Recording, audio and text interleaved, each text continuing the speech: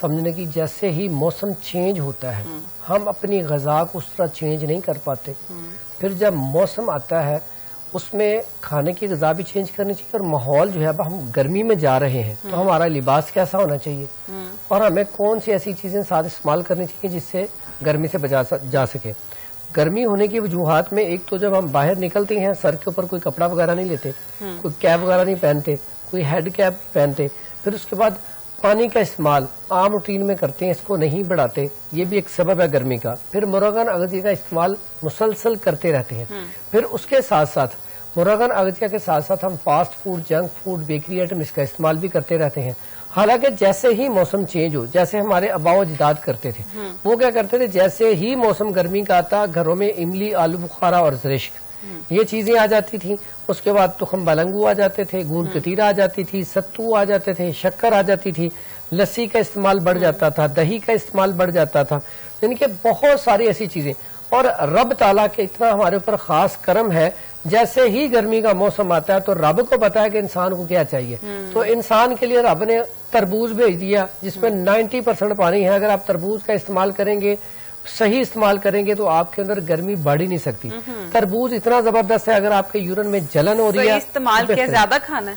ہاں, صحیح استعمال سے مراد یہ کہ اکثر لوگ رات کو سوتے وقت کھاتے ہیں, پھر اس پہ اور غلط کام کرتے ہیں, اوپر سے دودھ پی لیتے ہیں, کوئی پانی پی لیتا ہے, تو یہ نقصان دہ چیز ہے. اس طرح آپ کی بات سے یاد آیا کہ کل ایک میں دیکھ رہی تھی کہ بریانی کھانے کے بعد تربوز کھایا اور ڈیتھ ہو گئی ہے چند افراد کی.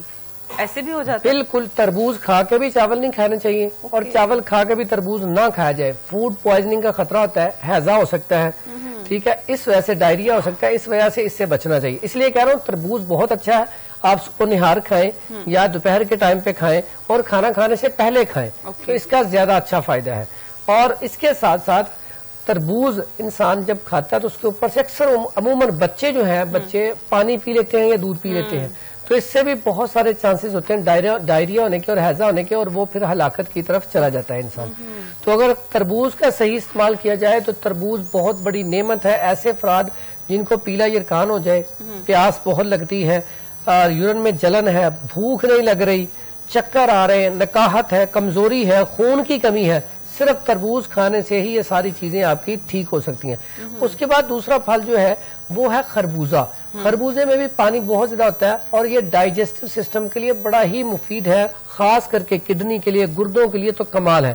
آپ کے پتے میں پتھری ہے, آپ کے گردے میں پتھری ہے, آپ کے گردے کے اندر سوزش ہے, آپ کے UTI میں انفیکشن ہے, آپ کو یورین کھل کے نہیں آ رہا, آپ کو سٹول پاس نہیں ہو رہا, آپ کو کانسٹیپیشن رہتی ہے, یقین کریے ساری چیزوں کے لیے ایک خربوزہ ہی کافی ہے کہ روزانہ ایک خربوزہ کھا لیا جائے تو آپ بہت ساری بیماریوں سے بچ سکتے ہیں. بلکہ کولیسٹرول, ٹرائیگلیسرائڈ اور لیور فیٹی کا بھی بہترین علاج ہے. آج کل تو خربوزے بھی 3-4 قسموں کے آ رہے ہیں, کون سا والا کھانا؟ لیکن جو دیسی خربوزہ ہوتا ہے نا, جیسے تربوز ہے, جو دیسی تربوز ہے نا بلیک کلر کا, وہ بہترین ہے. اسی طرح جو خربوزہ ہے نا, جو پہلے عام روٹین میں ہم دیکھتے تو وہ ٹھیک ہے, جو اب نیا آ گیا ہے وہ ہارڈ سا ہوتا ہے, گرمے کی طرح یا سردے کی طرح, وہ خربوزہ نہیں ہے, وہ نہیں کھانا چاہیے, اس کا کوئی فائدہ نہیں ہے. اس کے وہ فائدے ہیں لیکن اس کے فوائد اس کے مقابلے میں 10% ہے. یہ اتنا اچھا ہے, تو یہ استعمال کیا جائے تو بہترین چیز ہے. پھر گرمیوں میں اگر آپ گرمی سے بچنا چاہتے ہیں تو آپ گرمی میں باہر کم نکلیں, کوشش کریں. دیکھیں یہاں پہ پیارے نبی حضرت محمد صلی اللہ علیہ وآلہ وسلم کا جو طریقہ تھا, دوپہر کے ٹائم کھانا کھانے کے بعد تھوڑی دیر کے لیے کیلولا کرتے, یعنی کہ تھوڑی دیر کے لیے لیٹتے. اب تھوڑی دیر کے لیے لیٹنے سے کیا ہوتا ہے کہ انسان اگر گرمی میں کام کر رہا ہے, تھوڑی دیر وہ ریسٹ کرے گا تو وہ فریش ہو جائے گا.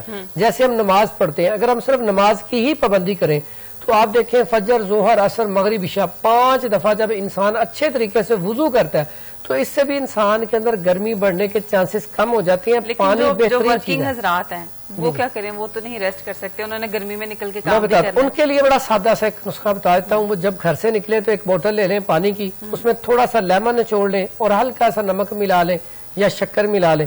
بہترین ہے. ہر تھوڑی دیر کے بعد ایک گھونٹ, ایک سپ لے لیا کریں. ہر تھوڑی دیر بعد ان کے اندر یہ جو پانی کی کمی ہے, ڈی ہائیڈریشن, یہ نہیں ہوگی. اکثر کیا ہوتا ہے کہ ہم جو فیلڈ کے لوگ ہوتے ہیں وہ اکثر ریڈیو کے اوپر سے جب پانی پیتے ہیں نا, تو ریڈیو والے حضرات کئی بہت اچھے ہوتے ہیں, कई अच्छे नहीं होते, वो क्या करते हैं चीनी की जगह पे ना स्क्रीन का इस्तेमाल करते हैं। अक्सर औकात लोग फिर क्या करते हैं, एक तो वो पानी ठंडा बहुत होता है, एक इसकी निशानी ये है, आपने चेक करना है कि इसमें चीनी थी या स्क्रीन थी। आप पीने के बाद आपको और प्यास महसूस होगी, पेट भर जाएगा लेकिन मुंह कहेगा और लाओ, फिर मुंह खुशक होगा, इसका मतलब है कि उसके अंदर स्क्रीन शामिल थी। जब आप वो स्क्रीन वाला पानी पियेंगे तो वो आपके लिए नुकसानदेह है। ज्यादा ठंडा पानी फालिज के अटैक का बाइस बन सकता है, दिल के अटैक का बाइस बन सकता है। गर्मियों में जहां पे आप मशरूबात पिए, ऐसा ना हो कि फुल गर्मी से आए और फुल ठंडा पानी पी लें या फौरन ठंडे पानी से नहा लें। ये दोनों चीजें आपको फालिज की तरफ भी लेके जा सकती है और दिल के अटैक की तरफ। अक्सर लोगों को गर्मियों में क्यों दिल का अटैक होता है ज्यादा, फालिज का अटैक क्यों ज्यादा होता है, उसकी बुनियादी वजह ही ठंडा पानी होता है। आप पिए लेकिन एक तरतीब के साथ, नॉर्मल ठंडा, पहले घर पहुंचे थोड़ी देर रेस्ट करें या दफ्तर में आए थोड़ी देर रेस्ट करें, उसके बाद जब आपका जो है ना रूम टेम्परेचर पे आपकी बॉडी आ जाए फिर आप पानी पिए, फिर नहाने जाएं। फौरी तौर पे सर्दी से गर्मी और गर्मी से सर्दी में ना जाए। जैसे हम एसी में बैठे होते हैं तो फौरी तौर पे हम एसी से बाहर निकलते हैं तो इससे भी आपके पट्टे कमजोर होते हैं, इसमें भी फालिज का खतरा बढ़ जाता है। अगर एक जगह